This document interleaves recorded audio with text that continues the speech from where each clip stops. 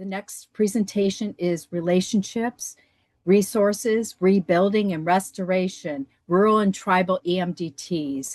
And I spoke with Dr. Hume before earlier, and she said that she's going to be taking questions throughout the session. So if you could just put your questions into the chat as we go along, I will keep an eye on the chat and let her know. And I also want to say that, like you're doing right now with the evaluation, at the end of Wendelin Hume's presentation, there'll be another link in, because each link for the evaluations is unique to that session. So we'll be doing that again at the end of the presentation. I just want to take a moment to thank the Office on Victims of Crime for sponsoring this webinar, and also I think if we could just go forward a couple of slides, I think the housekeeping we've already gone over, but please put your questions in the chat. And I think we're ready for you, Dr. Hume. I'm going to turn it over to you. Okay.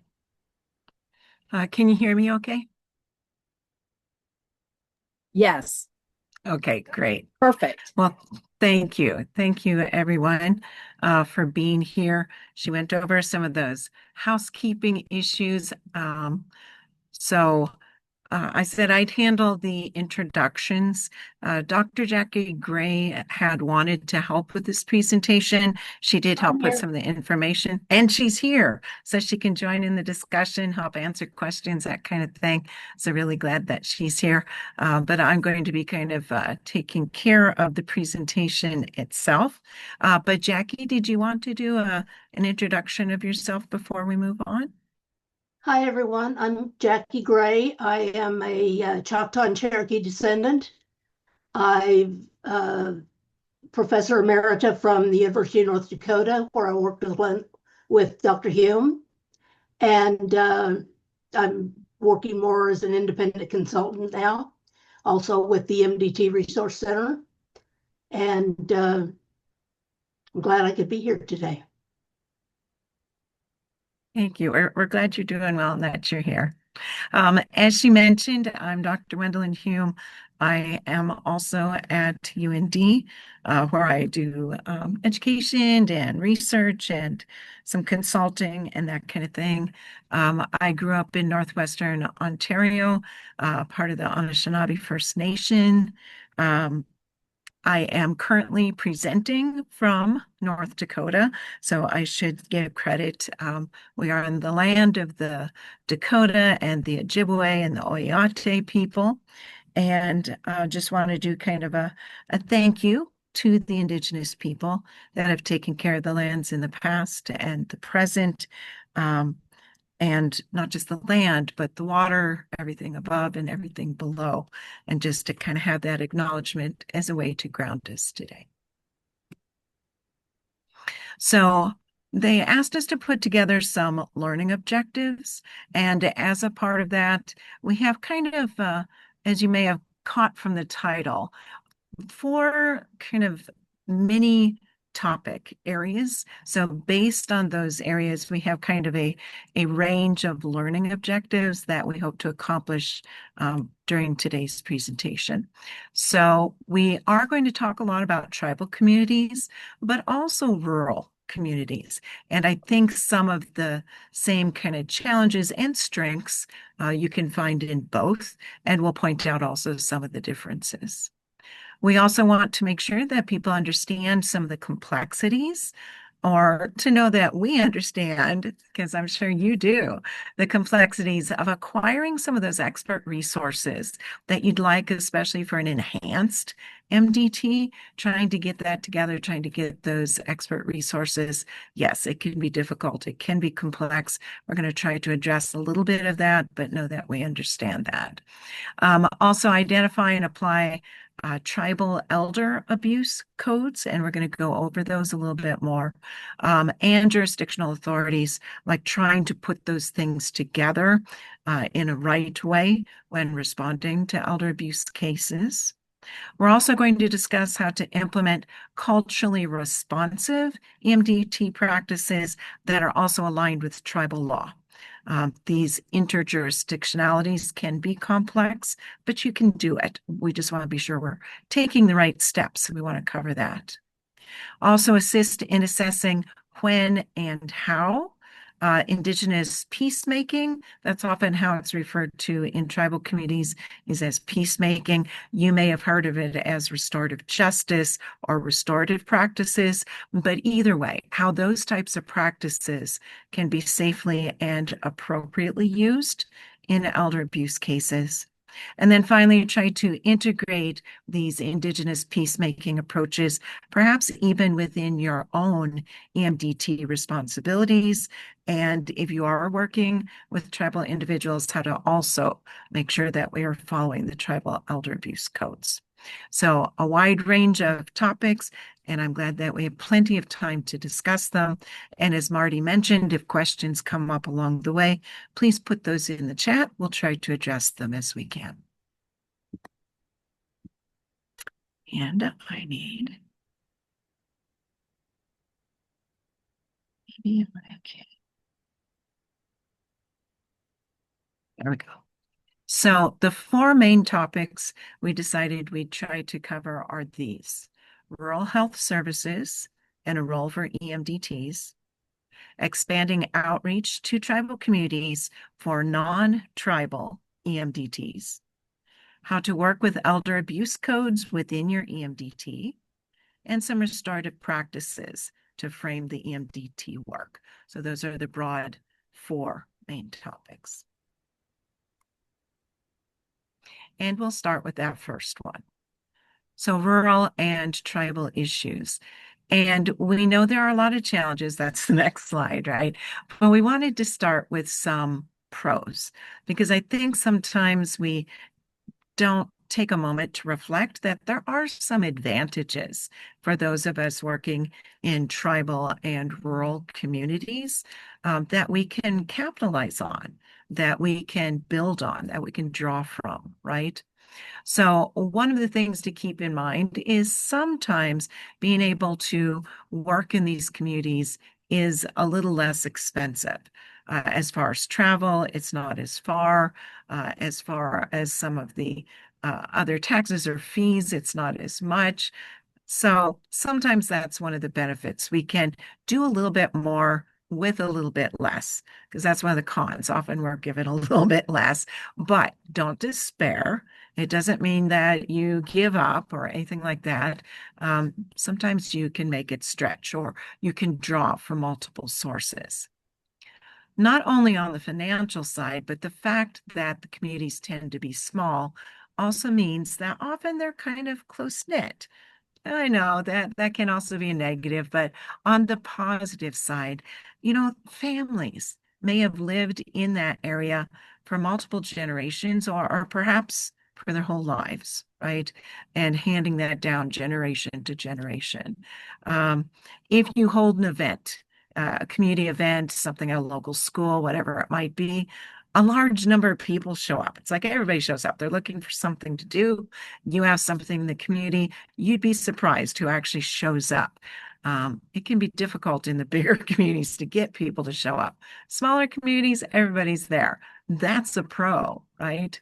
For those of you that have to travel or commute or go to clients, that kind of thing, traffic in bigger cities can be an issue. Takes forever to get from one side of town to another.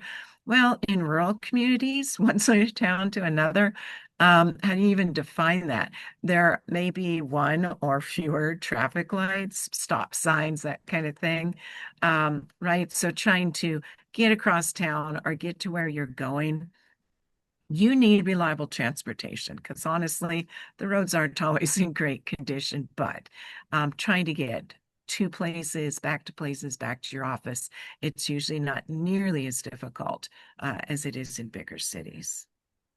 We also, with some exceptions, tend to see lower crime rates, like just kind of less crime overall, at least less violent crime. As I mentioned, there are exceptions.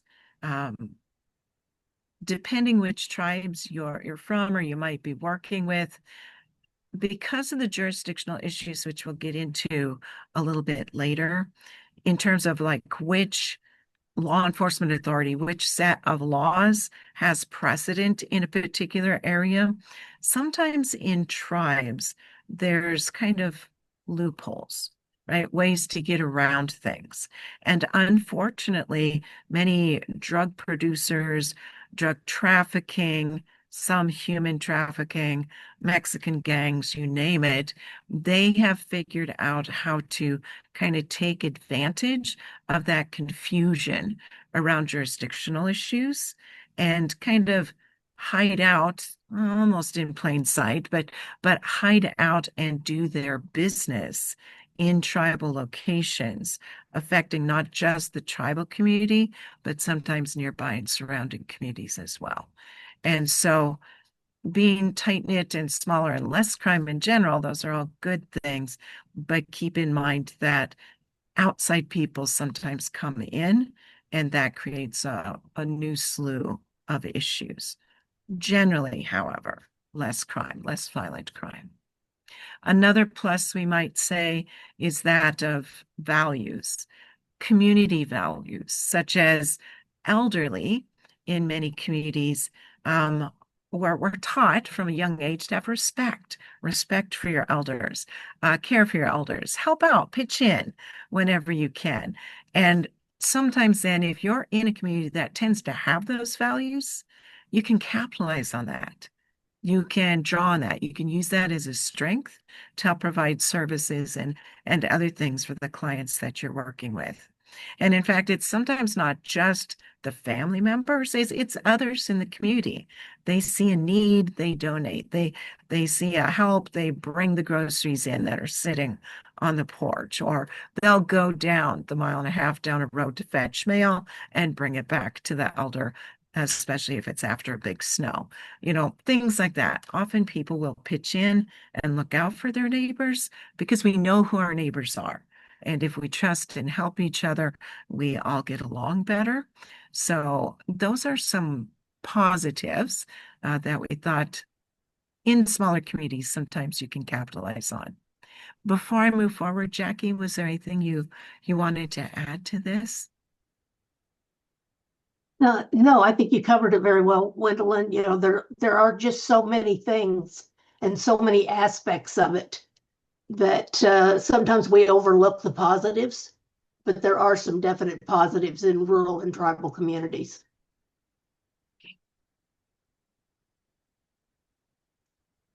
And that generosity, if there's a tornado, wildfire, a house fire, whatever it might be, people are there to either help rebuild or I remember a tornado hitting my aunt and uncle's house, and by the time we got there were people from the whole surrounding area that were there going through and picking up clothes and things like that were scattered for miles. And then they thought things were lost, and people would come, they had taken them home or taken them to the cleaners. And once they were clean and ready to wear, they brought them back.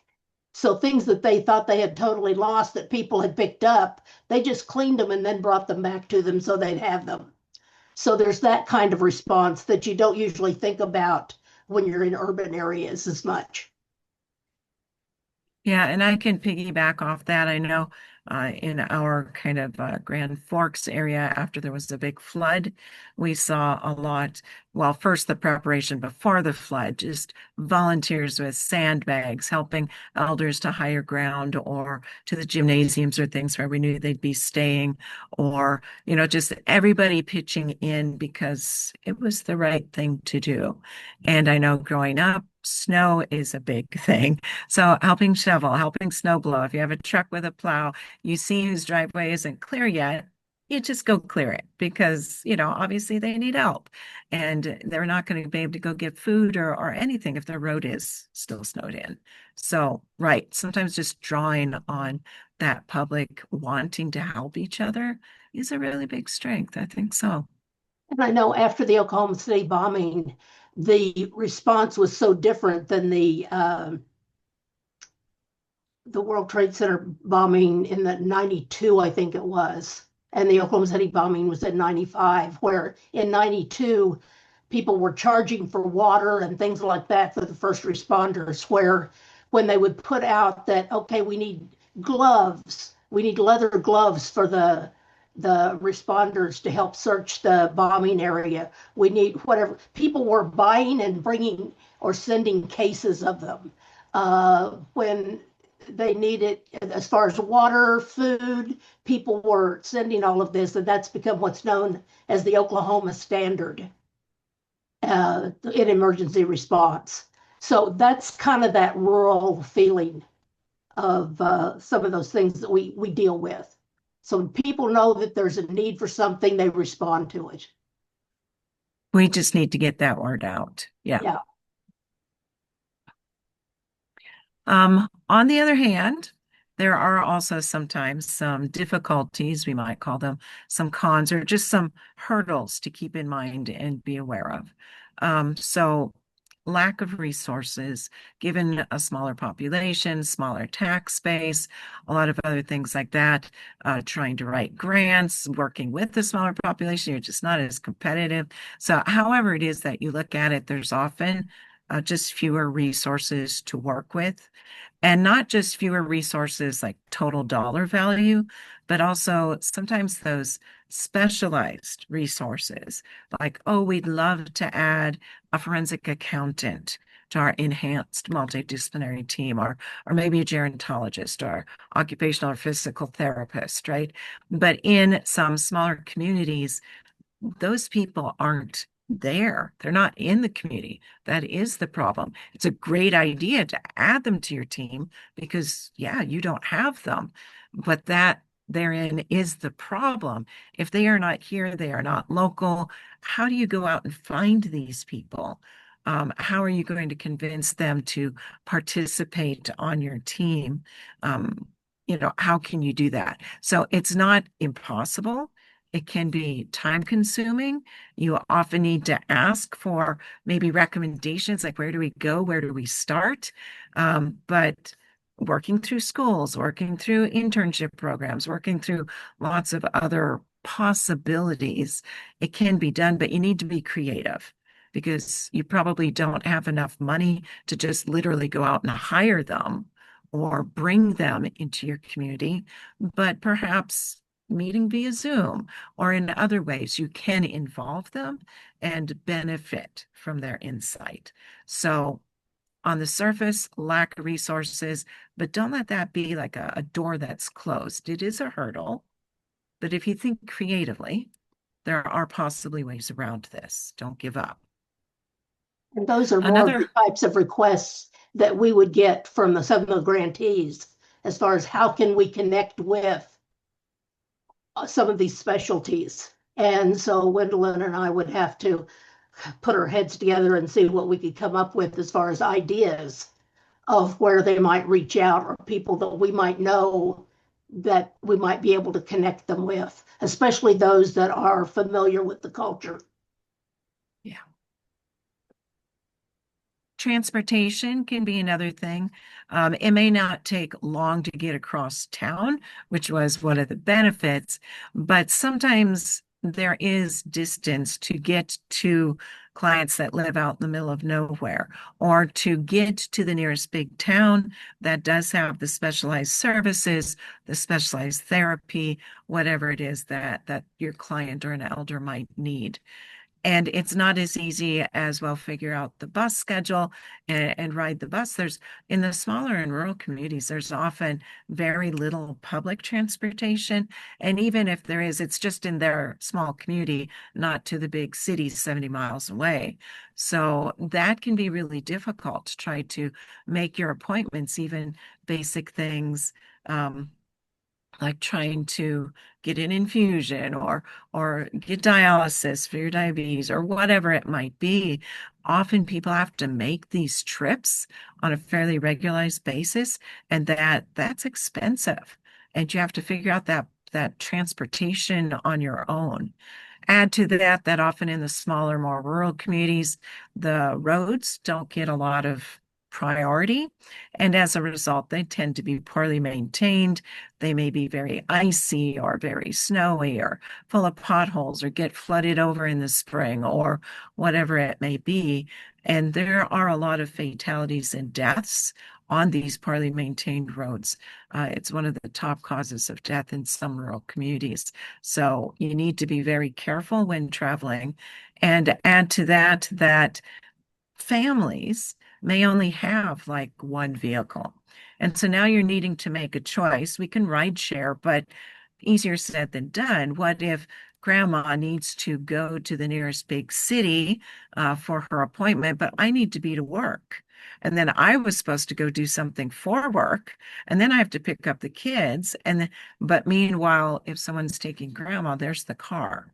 So it can be really difficult trying to maintain appointments, get people to services, all those types of things you'd love to be able to do when they need to do it themselves and they have one vehicle and a household of people on poor roads in the middle of nowhere. It can be a challenge. When you're talking about Alaska, and many places don't have roads. You have to either go by boat or by plane, depending on where it is. I know I was in a small village where they were having a conference at one point, and you'd see families of 5 or 6 all on a single four-wheeler riding up to the school for the conference. How you get places is very limited, and you just do the best you can. And sometimes it would be a week before people could get a flight out if they needed to fly into Anchorage or somewhere to get health care. So you have to be able to deal with that person for that week and, help them. So transportation, especially in the rural and remote areas, is extremely big issue. We might also mention the issue of housing, particularly safe housing. Again, elderly may not have access to family that can transport them to their appointment. They may not have a reliable or good working car to make that trip. It's only good in town.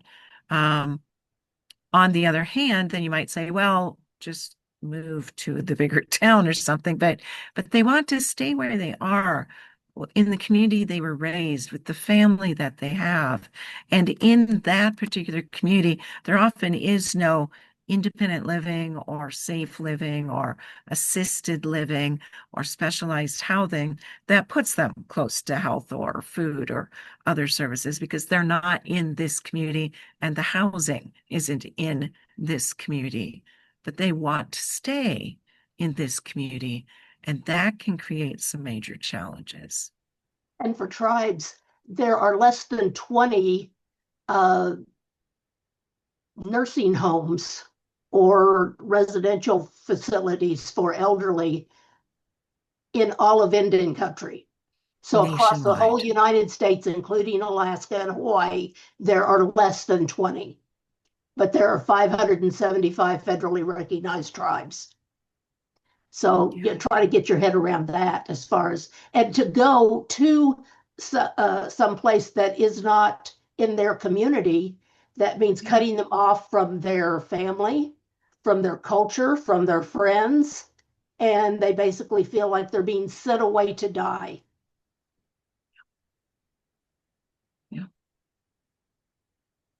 We can also add the additional hurdle of communication. With all the ads for 5G and everything on TV, it might be hard to imagine, but in some places, there are still areas with very poor or spotty or only now and then, depending if you hold your phone up, cell phone reception. There may or may not be any kind of reliable internet access.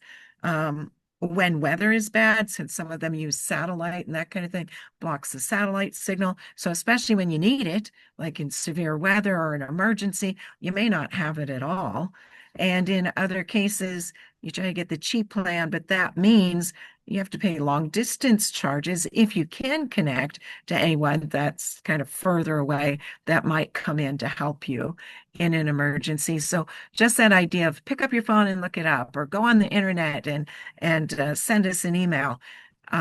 Watch these slides, watch this video. Sometimes being able to do those simple things we sometimes take for granted.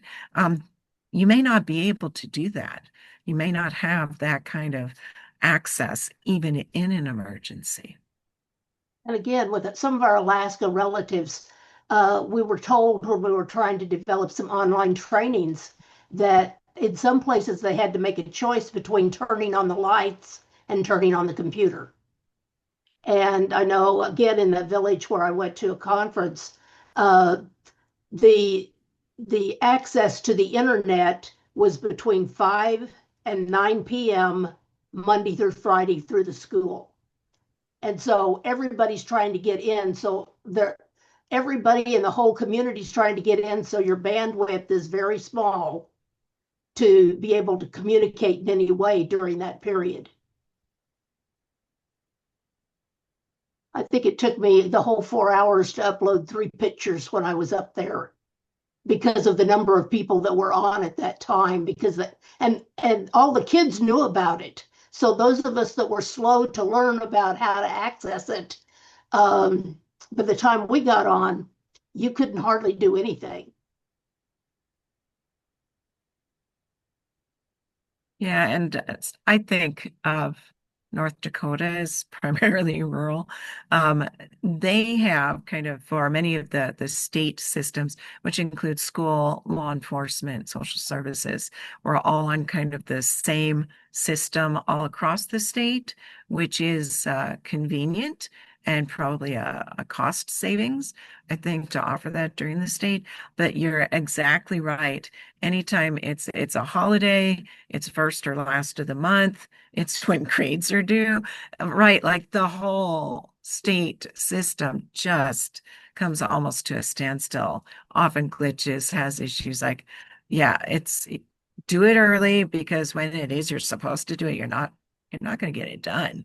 So, right, in lots of places you might not even expect, this is actually still very much an issue.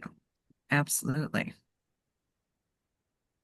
And our final note on this slide is that, especially in the more rural counties and other areas or tribal communities with a large land mass, not all tribes have large land masses, but some do.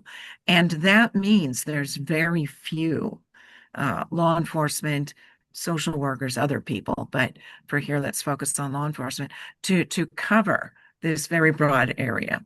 So the odds that law enforcement are out there doing welfare checks for everyone, like the area is too vast. The people are too spread out. They can't do it all the time for everyone.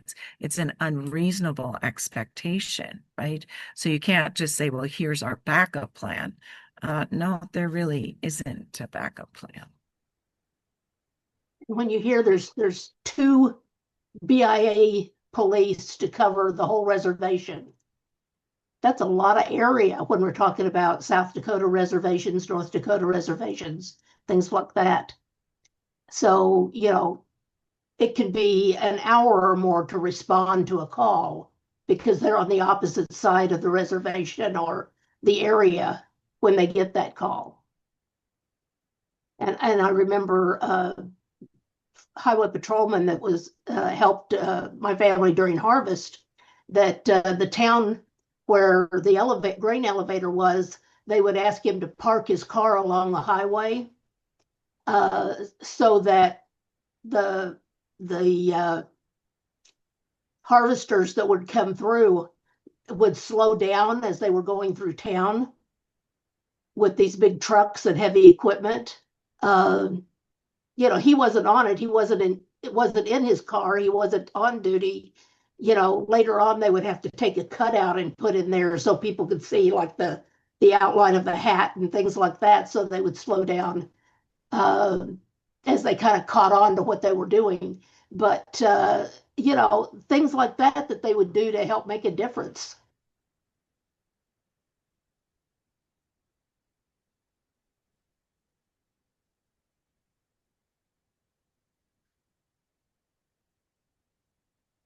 And we've been talking broadly so far, rural, tribal, things that fit both. And a lot of those things we do have in common, right? Those are issues we can both face. But there are some things that are perhaps a little bit more typical in tribal communities than perhaps even in rural, non-tribal communities. And so we wanted to take a moment to point a couple of those out. So one of those, and we'll get into this a little bit more later as well, but we've mentioned jurisdictional issues, and those issues can be complex. It can be difficult for even experienced people. It's just difficult to determine sometimes who exactly has jurisdiction of various legal issues. You have options, right? It might be this will go to tribal court. It might be, no, this will go to county court, or this will go to the state court. Or if it's not tribal, it by default goes federal. It'll go to federal court. And often people don't know, like, where do I go? Where do I call it in? Where does this paperwork go? All those types of things. And as a result, there are these gaps, right? It results in poor law enforcement response because sometimes even they don't know, are we supposed to respond to that? I don't think we need to, someone else will. So often there's no response because no, it was supposed to be them. Or tribal politics can play a role. If surrounding law enforcement gets along with the tribe, sometimes they're happy to pitch in, they're happy to respond, they work well together. Other times it's a bit more conflict oriented and they don't want outsiders there and the law enforcement knows that, so they won't go there. It can be a problem just for like in terms of courts and law enforcement. But even within the tribal communities, it can kind of be political. We all know about politics. Tribes are no exception sometimes. Tribal politics can have a great influence on certain cases that you might be trying to help with. It's a small community and there's politics, meaning everybody knows everybody, everybody gets into everybody's business. And sometimes, depending who's in power at any given moment, can have an influence on whether you can get traction with your case, support with your case, help with your case. They're open to that. They're going to do that. Or there might actually be retribution. You're digging into what? You're accusing who of what? You called law enforcement without letting us know first. People will know. They'll see law enforcement show up. Word gets around. And if they find out that you're troubling or blaming someone that they're backing, there can actually be retaliation. There's been reports of, if they can't go after you personally, they'll go after your pets because we all care about our pets, our little fur babies, and think how just humiliating and saddening it is if your pets are poisoned or they never come back home because they've been shot when they wandered off. Families are threatened. Sometimes the elderly themselves are threatened. Drop this, don't make a big deal about this. You'll never win. You need to learn to shut up, whatever the case may be. And a moment later, politics will change. Someone else is in power and the whole dynamic changes. So you always need to kind of be attentive to how you transverse this. Who has authority and who doesn't? Who do you work with? Who may be to avoid? Like trying to get the lay of the land can be very important for the success of your case. Anything you wanted to add to that part, Jackie? No, I think you covered that. We mentioned transportation earlier, but I would say particularly for tribal communities, often it depends on the tribe, of course. but often there is kind of a low standard of living, a lot of social determinant of health issues.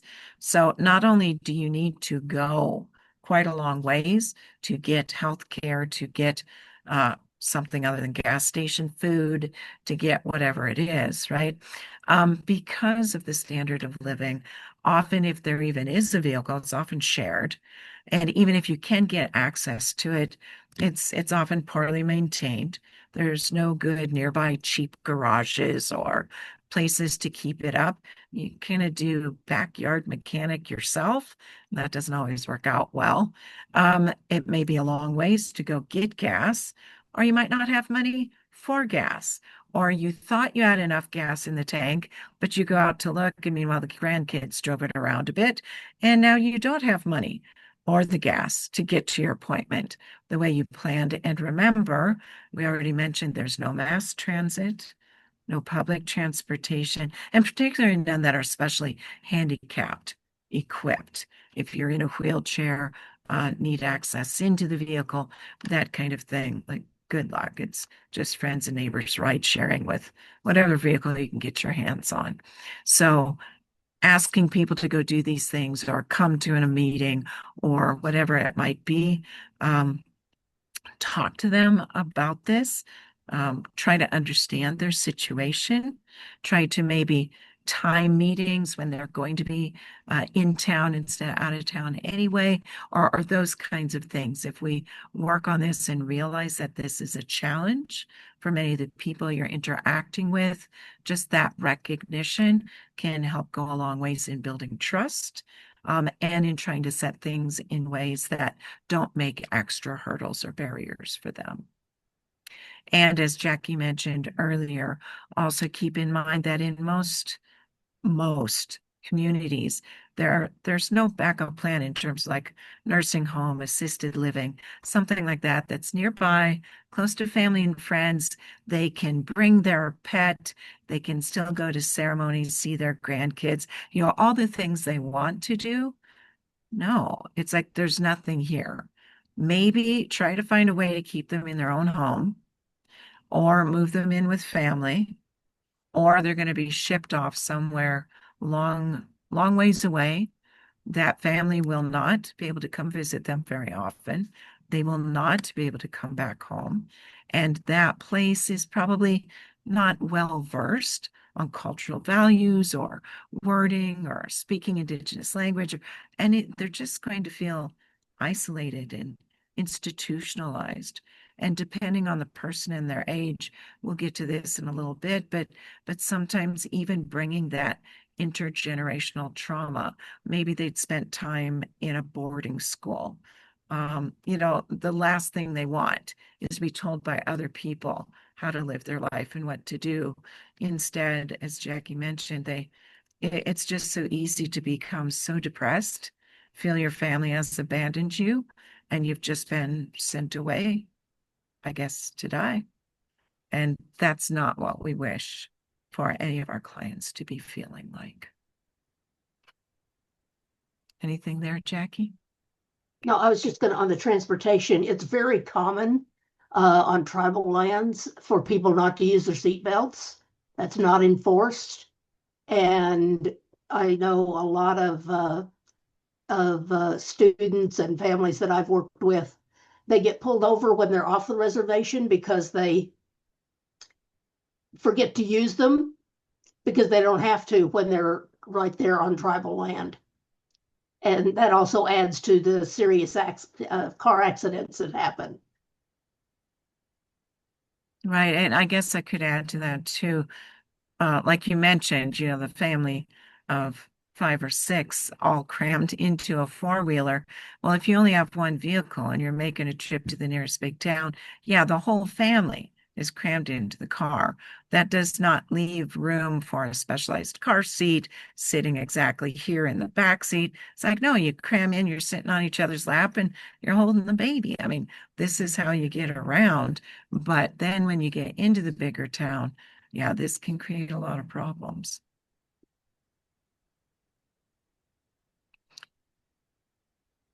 All right. I guess we can also mention that there are,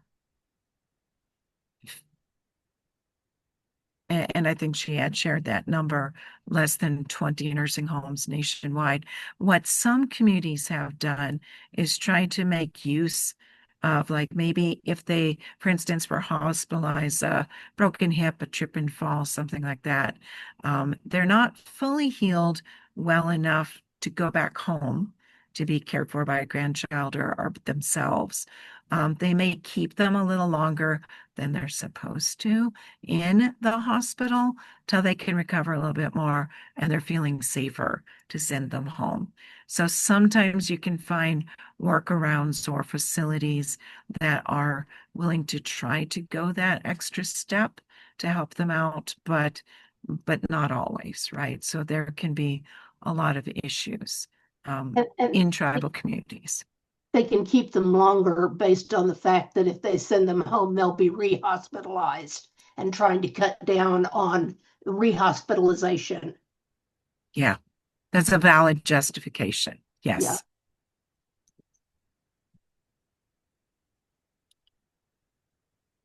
Now, we have mentioned the word codes, tribal codes, a couple of times, so we wanted to make sure that we explained that a little more thoroughly.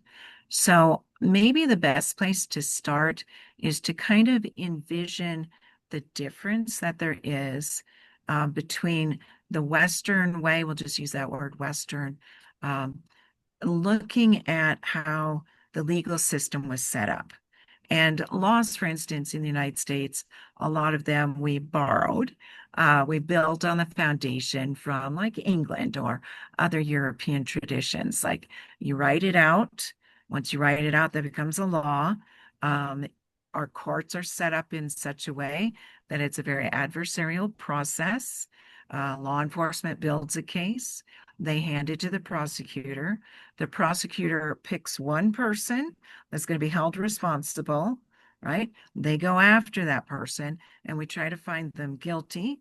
And once we do, if we do, then there's a punishment. It's very punitive. And that's pretty much how our system works. And maybe that's in many instances a good thing. I'm in the field of criminal justice. I'm not going to put it down too much, but just keep in mind that's one way. That's maybe not the best way. It's certainly not the only way. It is the predominant way. It is the mode we typically operate under, which is why it's so important to understand that when working with tribes, and we mentioned tribal codes, and I think sometimes people think of tribal codes as, just Indian law. But you need to understand that yes, but there's more to it. So a tribal code, you could kind of substitute code for law, I suppose. It's a type of law. It is tribal in the sense that it is a law enacted by a tribal nation. And keep in mind that tribal nations are sovereign. Think of them on the equivalent technically like with the Constitution, a constitutional amendment. It says, do it this way. We honor that without question. If it's a nation within a nation, mind you, they are within the United States. But when they pass a law, it's like we need to honor that. They said it, we need to live by it. So sometimes the way they enact laws, the laws they enact, might be different than the way the predominant system is set up. And yet we need to honor that. You might not be used to it. You might not like it. You might not think that's going to work well, but that was their decision to make. And if you're going to work with them and their people, then you do need to honor that. And the reason it might be different to try to understand why that is they're just enacting laws that they feel reflect the way they govern, for instance, as well as kind of trying to have respect for cultural values. They may not see that there should be one person held responsible for all of it. Maybe they look at it like, how did we all contribute to this? How could we all work to make this better? Laying it only on the feet of one person might actually not be all that just, might create a problem that's even bigger now, might actually discourage elders from reporting what's happening and seeking help, because they know if you're just going to blame that one person and send them away to prison, and that one person is their grandchild, they're not going to do that. So if they feel that's what's going to happen, then they'll just suffer in silence. But if they are instead aware that there are some other options available, then maybe they're going to be more willing to come forward. So the tribes have really tried to find a balance to work with the dominant system, but when and where possible, have their own system that reflects the needs of their people and their cultural values a little bit more closely. Because honestly, the dominant system is reflecting the European values, not necessarily the tribal values. Tribal codes can do that.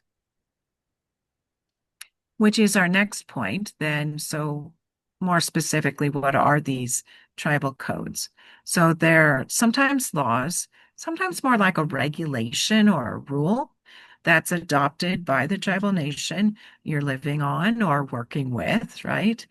Again, under its inherent sovereignty, they do have the right to do this.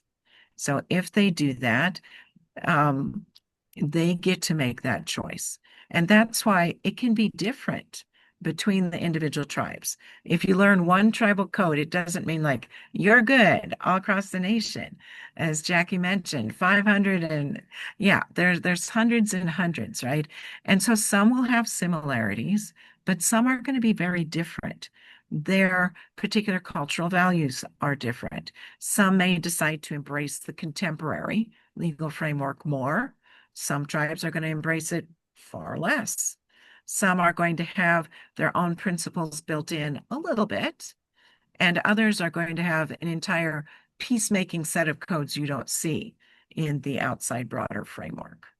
So you need to really know for whichever tribal nations you're working with. And if you're working with more than one, again, don't just assume, I've got this. Well, you've got it for the one that you learned. Now try to find out, is the other one similar or perhaps very different? So again, because they each are unique, they can each set it up their own way, and do anticipate you're going to see differences. Now, to add to this, in some tribal communities, there's also a set of codes known as elder codes. And these are specific provisions within tribal law that are laws that affect elders. Now, in general law, we have, or tribal code, there's probably already a code in there. You shouldn't go around and assault people. You shouldn't go around and steal from people. You shouldn't do these things. Like, it's already in there. But sometimes there is a benefit to specifically pulling out which of these laws most typically impact elders. And might there be a different way we deal with it, a different way we define it, a different way we identify it, a different way we address it? Because not all assault is assault. You know, assault between two teens having a fight might be different than an assault on an elder. Wendelin, So go ahead. we have a question. Does Oh, each tribe have their own laws?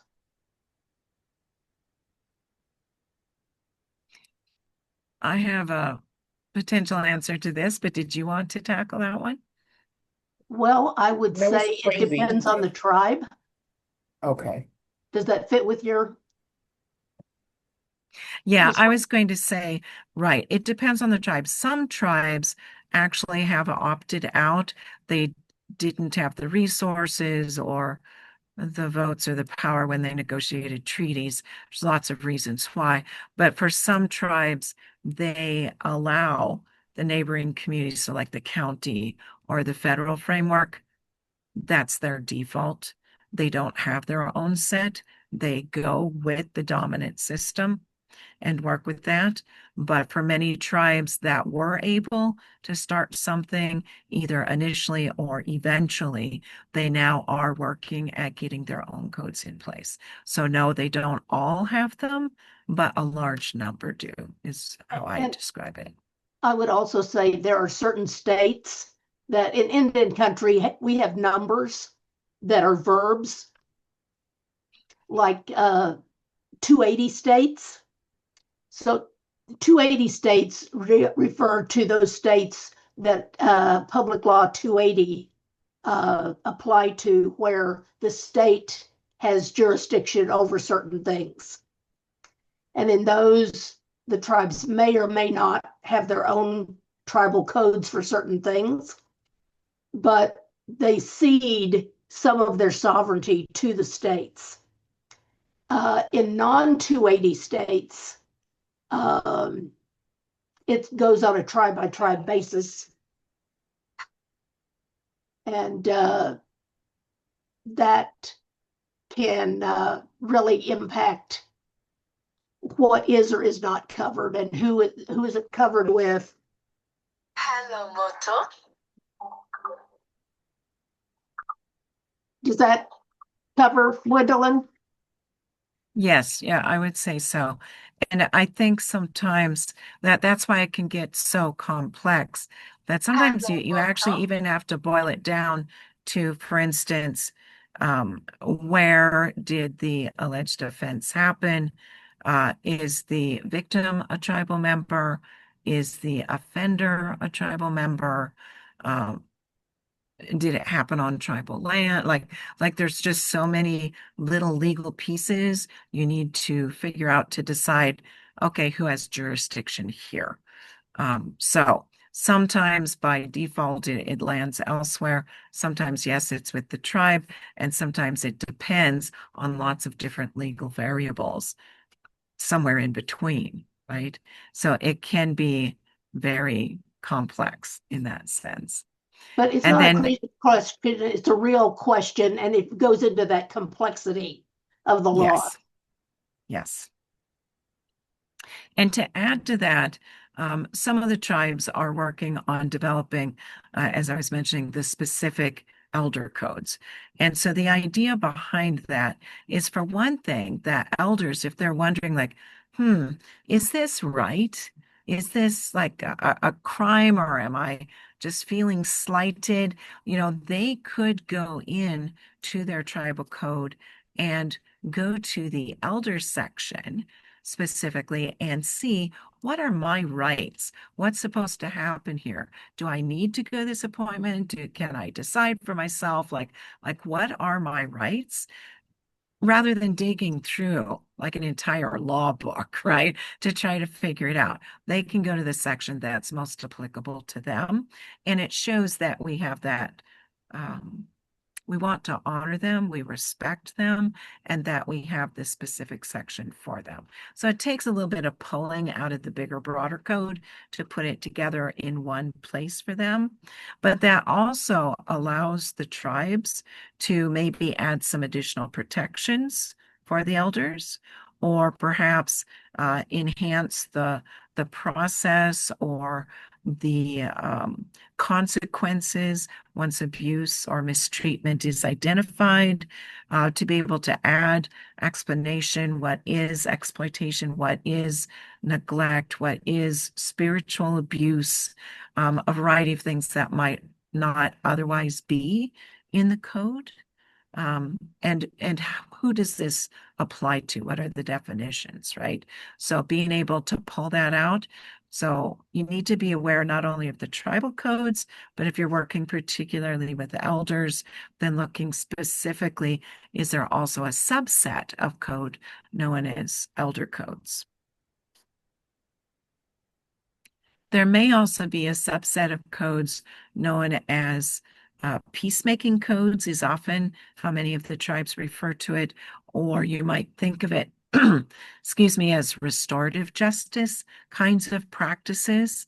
And so many of the tribes, this is where they've modified that contemporary broader framework. They've changed how you look at this. and they may authorize more of a non-adversarial process. It becomes more relationship centered, often with the elder at the center. You can think of it as like a circle around the elder, or maybe a web that's in a circle around the elder, so that we can think about how can we approach this harm, but not in a way that sends the grandchild to prison, and not in a way that makes the elder afraid to report this, but in a way that listens to the elder. What are their concerns? What would they like to see changed? How do they feel they've been treated or disrespected? Or what can we do to make them feel safe again? And still keep them in their home, still keep them in their community, if we all pitch in. Maybe this grandchild takes care of commuting you around where you need to go, and we find a different one to take care of finances because your money's been missing.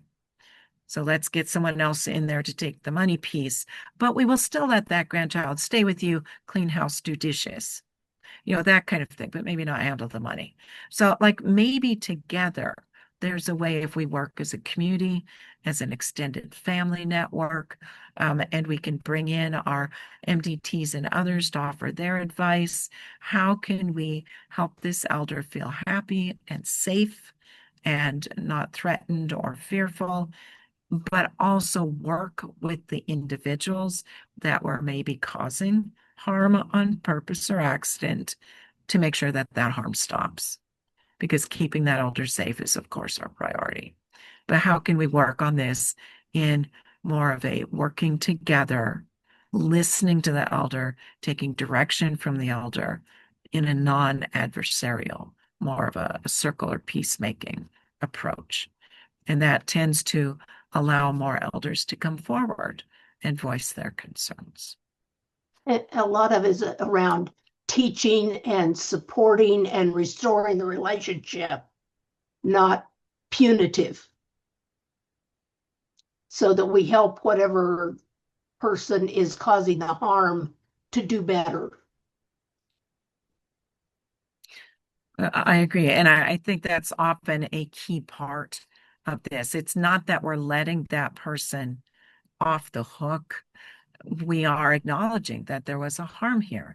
And sometimes they didn't realize it was that much. It's like, but I only kept taking $20. But if you're on a fixed income and you keep taking $20, like understand how this budgeting works. Let's help you out with that. In the meantime, I'll let someone else handle the money, so it's not hurting the elder, but let's help you understand about budgeting, fixed income, and maybe think more ways you can help the elder, not benefit from helping the elder. Let's educate you on this a little bit and give you a chance to say you're sorry, so that relationship is restored, rather than put up something like a protection order where you can't see each other anymore, because that's usually not what the elder wants. But we'll listen. The elder's fearful and that's what they want, fine. But if the elder wants to work on that relationship, how can we do that in a safe way?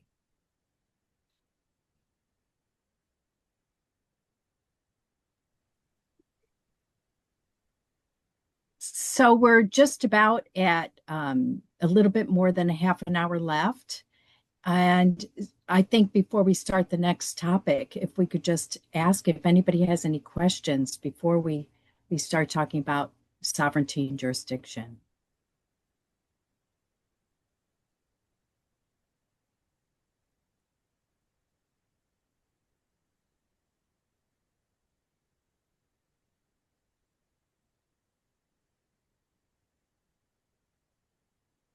I see that Bobby appreciated that we addressed some of the living in remote villages. Yes. And some of those issues. So thank you, Bobby. And Bobby's from Alaska. Uh-huh. Wow. Yeah. Mm-hmm. I think that's overlooked sometimes, and so that's why we really wanted to make sure we hit on some of that as well. Yeah.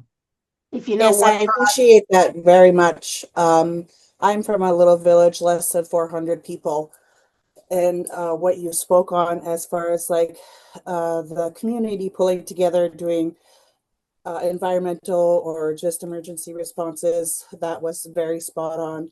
And the same thing going for the community taking care of their elders, and also the trials that our elders face. There is no assisted living.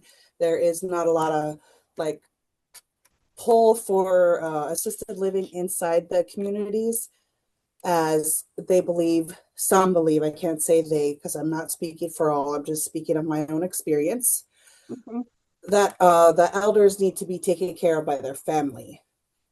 So the elders that have either been taken advantage of or their family aren't right in right headspace to be taking care of an elder, the ones that move out, they generally lose their spirit, if you know what I mean.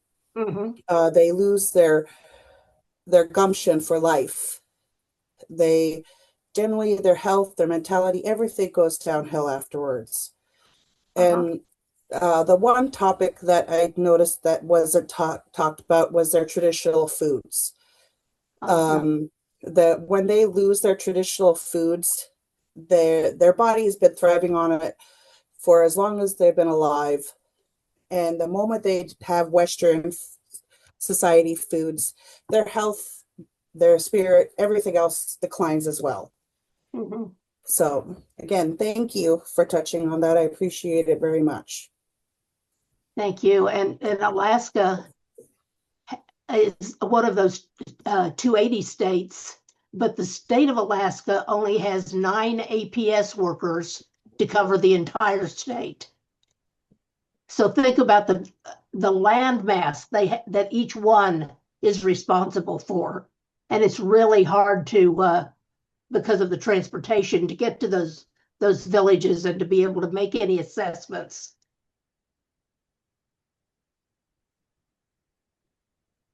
I haven't seen any questions come in, so you want to go ahead, Wendelin? All right. So as you can see, next we wanted to focus back again a little bit on this issue of sovereignty and jurisdiction, because it really, if you're trying to formulate some new connections with tribal communities around you, or even tribes with other tribes, it takes a lot of work because we're also very different, and we can't all speak for all Indigenous people. We can only speak for ourselves. So yes, exactly. We need to kind of understand this, but I think a very good starting point is this understanding.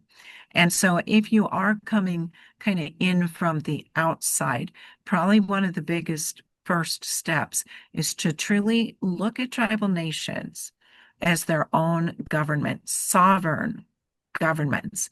They have their own inherent authority in most instances to, for instance, define what is elder abuse. Might be similar to the definition you work with, it might be different. To prescribe what the remedies are. Again, they might be quite like the dominant framework, so it might be very similar, or they might have a peacemaking or other very different approach, so it might be very different. And even the procedures or the steps to get from point A to B to C as the case or your client progresses can be different, and it's determined under their own codes. So it starts with a very clear understanding. You might need to do some digging and some asking. Who has jurisdiction here? Is it you and your office? Is it tribal? Is it federal? Is it state? Is it county? Or some combination, depending on the severity of the crime, where it happened, if the offender is a member of the tribe or not, like lots of different things you need to sort through. Right?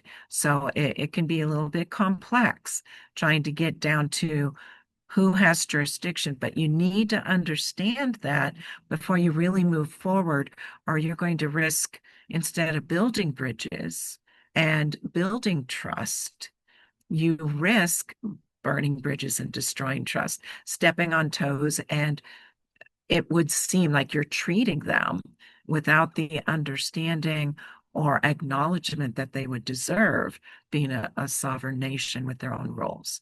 So you really do need to get to the bottom of that to get this off on the right foot.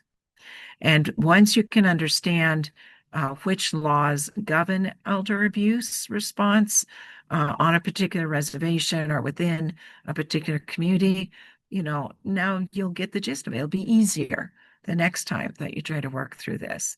But if you're working with more than one area or more than one tribe, you have to start at the beginning again. So for this tribe, their rules may be different, their definitions may be different, their processes may be different. So always start right here. Show that you have the respect for their sovereignty, show that you respect their thoughts, their culture, their beliefs. You want to work within that, not against that. And you're going to take the effort it takes to get to the bottom of this to make sure that you're following that. And that starts with understanding who has jurisdiction and what is your role within that. Speaking of the fact that as we get to the bottom of this, it's important to understand that they can set those rules and definitions. And so one of the first ones is that they can even define like who is an elder and what is abuse. And that can be complex when it's different than what your training has taught you. It normally is, or that it's different than what you just routinely operate in your state or your area. So you just kind of need to first recognize and respect that. It's like, okay, from your viewpoint, educate me. Like, how does this work? What is it? So if you're with an E-MDT or an MDT, you kind of just need to, again, start with what those tribal definitions are. How do you identify a victim? What are the legitimate steps to take to substantiate the concerns? What might be possible appropriate responses, and you need to take their guidance. They'll have this in their codes if they have codes, so you need to get up to speed on those. And again, whether it's separate elder abuse codes or within the broader tribal codes, they may define elder on a variety of things. It might be, for instance, cultural status.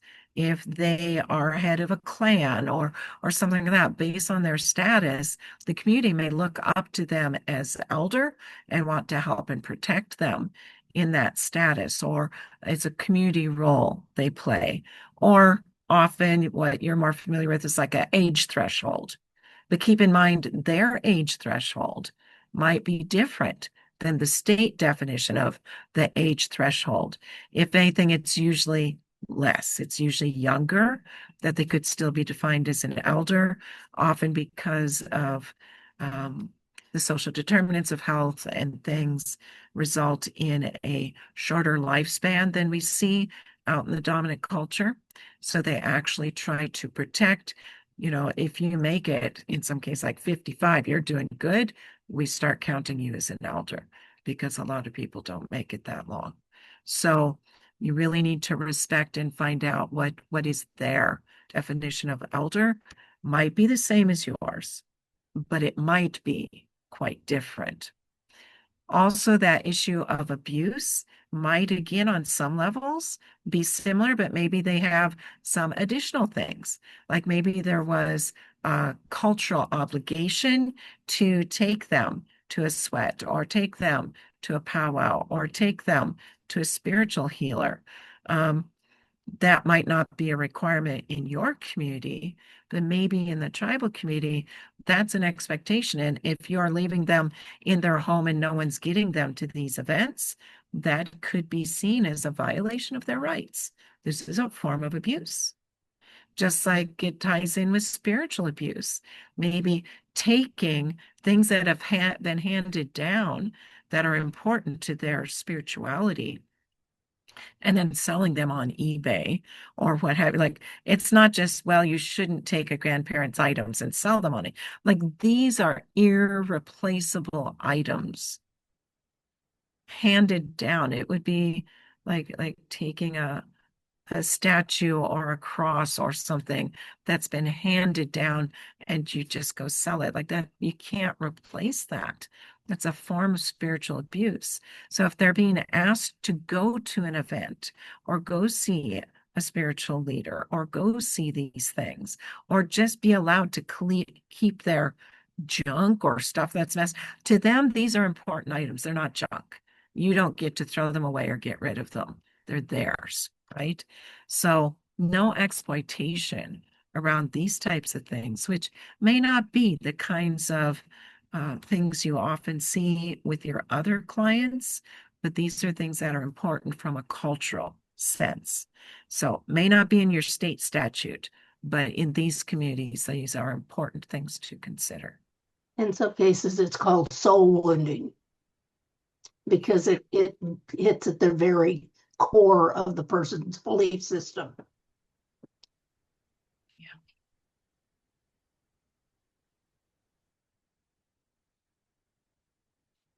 You also need to be careful because there may be some things, again, defined by tribal law that are a little bit different than you're used to, whether that's confidentiality, what information may be shared with others. You can't just assume, oh, we always share this. Yeah, maybe in this instance, you're not supposed to. Or even what is consent may be a little bit different under the tribal codes. So you can't just do your standard operating thing that you're used to. You need to check and see if any of that needs to be carefully aligned with tribal codes, resolutions, or policies. May not solely be HIPAA or your state's statutes or what you wrote initially into your MDT. You might need to revisit some of those agreements as you're working with tribes or members from tribes. So again, different consent requirements, different ways they do want you to involve the elder in decision making, not just they bring a report and then you handle it. They may need to be at those meetings. They may need to be conferred with on a regular basis. They may have a vote, yes or no. So you really need to look into it. It could be very different than what you're used to. And then you're used to reporting out, like lots of things. Generally, information, think of it almost like data sharing limitations. This data belongs to these people, to this tribe. You need to check with them. Can we report this out? Can we share X with agency Y? Get their permission before you do it, or ask what their requirements are before you get involved if you're not comfortable with that, because they may have some limitations, because they are so sadly sometimes used to the fact people have come in from the outside to do research, to do medical experiments, to do other things. And then they take all that and then share it with the world, making the tribe look like they're horrible and they just have put their foot down and said, the things you gather about us should first belong to us. And we can decide what, if anything, can go beyond that. So you just need to really check and be careful what it is that you are allowed to report out, how often and to whom, and make sure that you're, again, building bridges, not destroying bridges. Another thing, I worked for a number of years with IHS trying to come up with a mandatory reporting policy. And we finally gave up on it because you've got, as I said earlier, 575 federally recognized tribes, and not all of them have elder abuse codes, and it varies in all of those locations. So you can't come up with a national Indian Health Service policy on mandatory reporting for each one because you don't know who to report to, you don't know what to report it under, and all kinds of other things. So it really complicates matters in trying to do that. And so we had to just go with whatever the local policy was. Yeah. And to kind of build on that, the final point says, yes, clarify what the tribal law permits, who's authorized to share it, what information can be shared. And an additional thing that sometimes is different is even how elder consent is documented, because you might be used to like, well, we'll explain it in this language and they sign a form. But especially for people coming in sometimes from the outside or working with an elder, they might be intimidated. Silence, like a lack of an objection, does not always mean consent. Under the way that the tribe looks at it, they might be intimidated, they might be confused. You might have been using words or references or examples they're just not even familiar with, so they don't know what to say. They're just kind of sitting there. Yeah, that does not mean consent. So you need to be really careful in how you get elder consent to make sure truly it's consent, not a lack of saying something implies consent. No, it doesn't. So some of those things are going to be a little bit different, and you need to dig into that to make sure that you're following it. And as we mentioned before, but hopefully now you're really starting to see how these ideas come together. The tribal elder abuse codes, if they have these codes, often are reflecting the cultural values. So sometimes it's about legal standards and so on, but a lot of it, most of it, is actually about cultural values. It embeds these values like respect for elders, collective responsibility, restoring the balance, rebuilding the family, family-centered problem solving. And by the way, when we say family, even that can have a different definition. Maybe we're going to involve auntie. Auntie does not necessarily mean the sister of my mother or the sister of my father. Auntie is a person I grew up with, spending every morning over across the street at her house. She basically raised us because the folks were off wherever. Like, no, it's no blood relative at all. But she is our auntie. That is family as much as anyone else is, right? So you need to kind of understand that some of these ideas are broader or maybe different than what you're used to working with, but it's a part of understanding and respecting those cultural values. They may be different than yours, but it's important to the people that you're working with.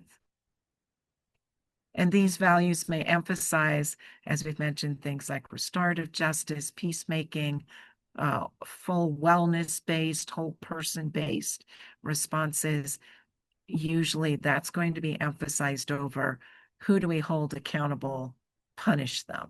So it's not punitive. It's about helping and restoring, making a whole. The communities are small, our population numbers are small. We don't want to lose anyone in this process. We all want to be stronger and better. And that's kind of the goal. Now, of course, in working through all this, we do prioritize safety of that elder, dignity of the elder, the family, the community, and doing this in a sense of harmony, not coming in to punish. How can we help? How can we support this elder? How can we assist you? How can we make this better? So if you approach it with kind of that mindset, you'll probably get a lot further and there will be better understanding. And that's a way of showing respect.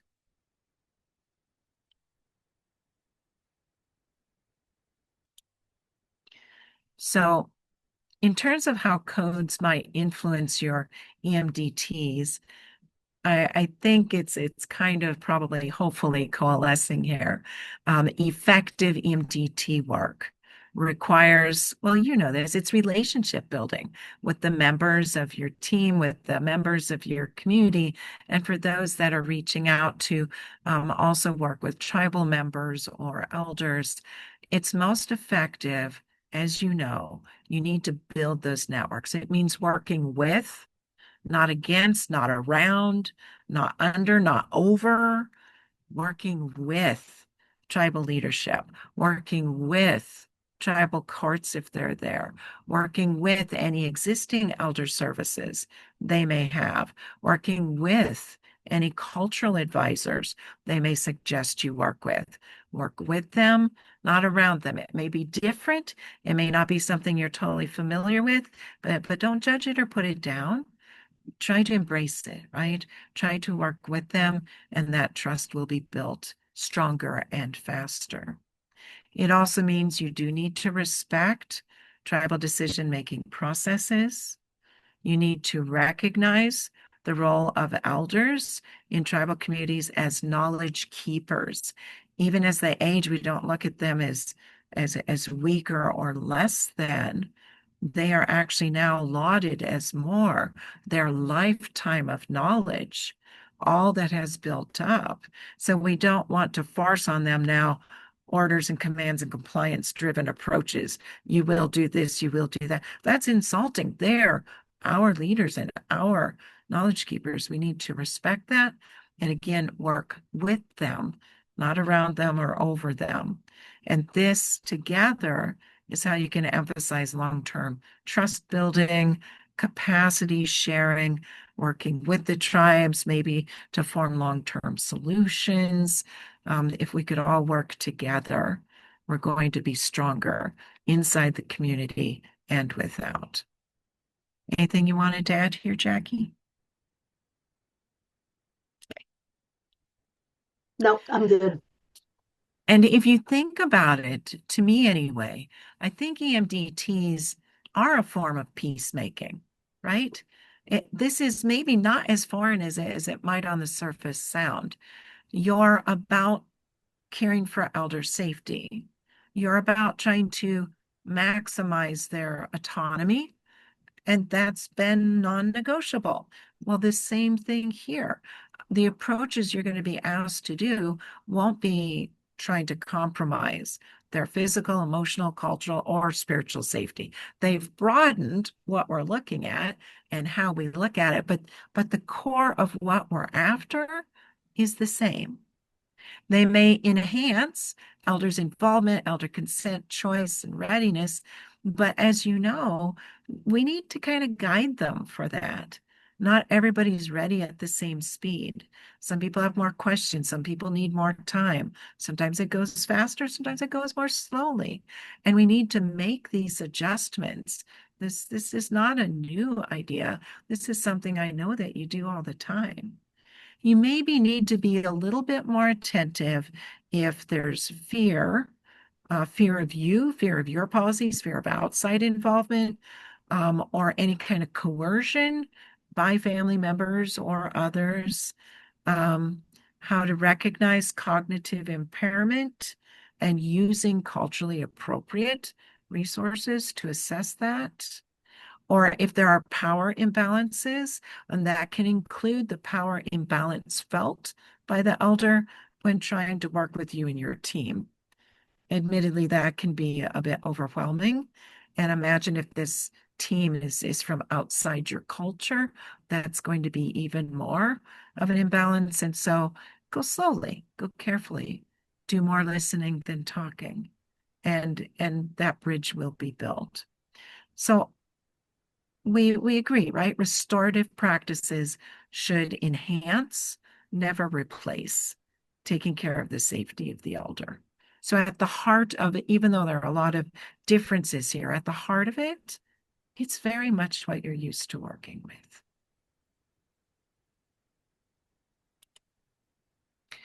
And so if you look at peacemaking like a cultural practice, not a technique, not here's the little recipe, we do it this same way all the time. Yeah, that's not how it works. Indigenous peacemaking is just like the indigenous cultures. They're not standardized. They're all very different. So how they do the intervention can be different. Some do it in a circle, some pass a stick, some leave it up to their judge, which knows the culture and will respect it. So the meaning, the structure, all of that are very tribe specific. So again, you need to work with the different tribes. They're going to have a different way that they do it. Their cultures are different. As we heard, their food choices are different. Their teachings are different. Their kinship or clanship networks are different. Their ceremonial protocols are different. And all those little pieces might be worked into some of these peacemaking practices or how they hold their court hearings. And they won't talk about it that way, but that's what you could look at it as. So it can be different given the different cultures. So try to avoid like your generic cookie cutter approach or the Western application. Well, this is how we did it in this county. It's like, well, that's great. And I'm glad you're doing peacemaking. But here under tribal authority and under tribal guidance might be a little bit different. And just respect that. And trying to also understand, by the way, who is culturally authorized to convene any peacemaking processes. You want to always be sure that those processes align with the tribal laws that are in place. Sometimes there will be entrepreneur-like people that will claim, oh, I can do peacemaking for the tribe or on the tribe. If they're not recognized by the tribe, if they're not a legitimate part of the process of the tribe, they can make those claims all they want. If you work with them, you're going to be doing more harm than good. So make sure they're an actual representative that the tribe supports, not someone that's all about self-promotion. That can sometimes get you into hot water, which is hard because you're just reaching out, asking initial questions, and fraudsters are out there. They will sometimes take advantage of that. So do your homework, just like you don't want to, talk to someone that happened to reach out to you about your banking account. You want to be sure it's a member of the bank, right? Like you don't give out that information just to anybody. So the same thing here. Don't just assume that the first person you reach is the right person. Do your homework and make sure that they're actually authorized by the tribe to speak on behalf of the tribe. Anything you wanted to add here, Jackie? No. We also want to draw on kind of the understory in terms of like little pitfalls to be aware of. Power dynamics and historical trauma, you need to really think about those.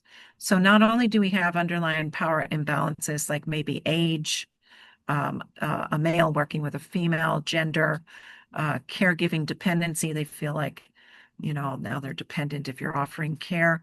But we also have those historical things of colonization and maybe prior trauma in a state school, a boarding school. And even if this particular elder maybe didn't have a boarding school experience that was traumatic or didn't go to boarding school, maybe their parents did. And as a result of never being around a family, growing up in an institution, those parents didn't learn parenting skills. They got out of that institution, they started a family, but they had no basis for knowing how to parent. And so maybe they were abusive or neglectful without being meaning to. They just didn't know anything different. You talked back in the school, you got beat. That's how it was. And so when you have your kids, maybe that's how you raise them because you thought that's how this works. And so maybe now this elder is used to abuse. And if you're making them feel like a child again, this is the memory that's going to come back to them. People in authority, if I do anything wrong, are going to hurt me. And so when you say, do we have your consent? They're worried about like, I'm not going to say anything wrong. I'm not going to get them mad at me. And they'll just be silent. And you assume that's consent. And it may not be, right? So you just need to kind of understand. We talk about being trauma informed. Yes, be trauma informed and understand the trauma they may have been subjected to may be going back even further than you imagined.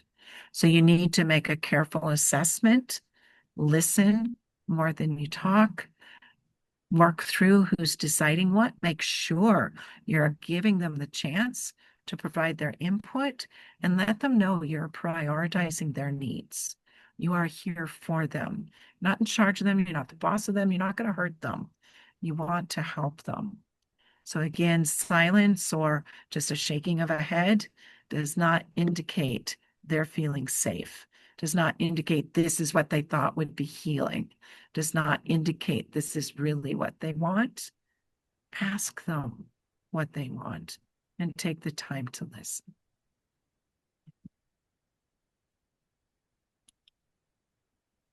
So relationship-centered practice, I'll warn you ahead of time, it takes time to build these bridges, to work with communities, to learn these things, to practice these things, to establish trust, and to keep that going. It takes continuity.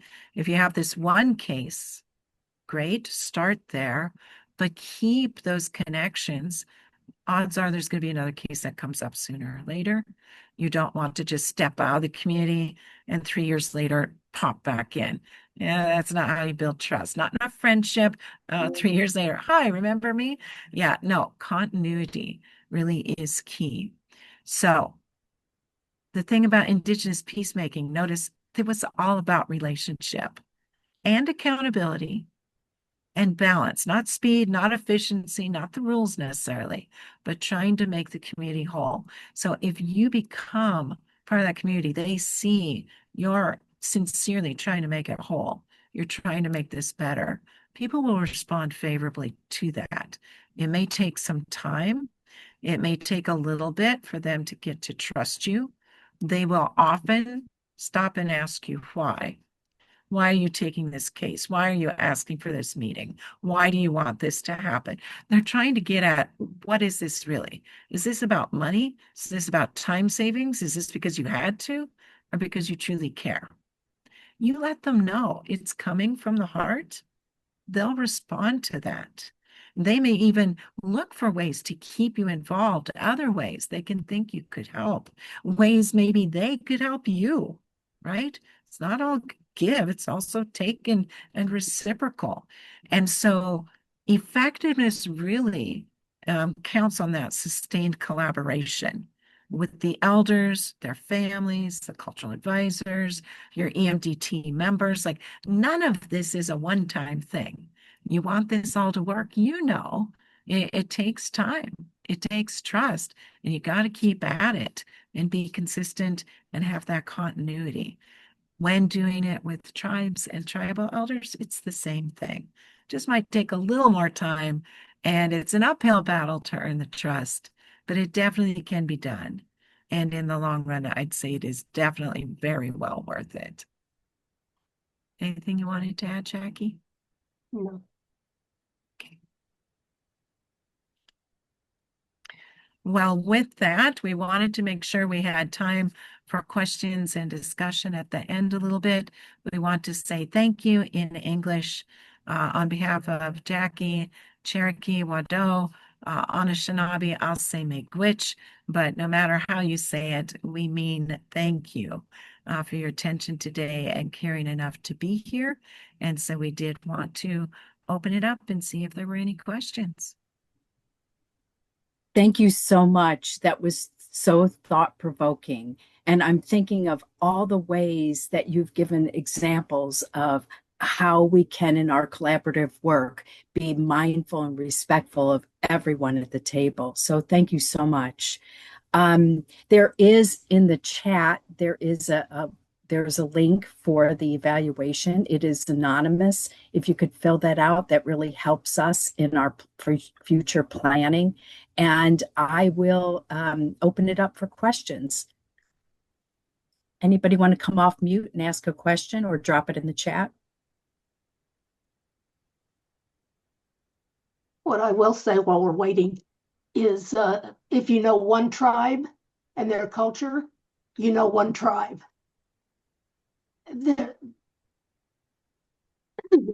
There's more diversity among the tribes than there are all the other ethnicities in the whole country. Mm-hmm. Yes, good point.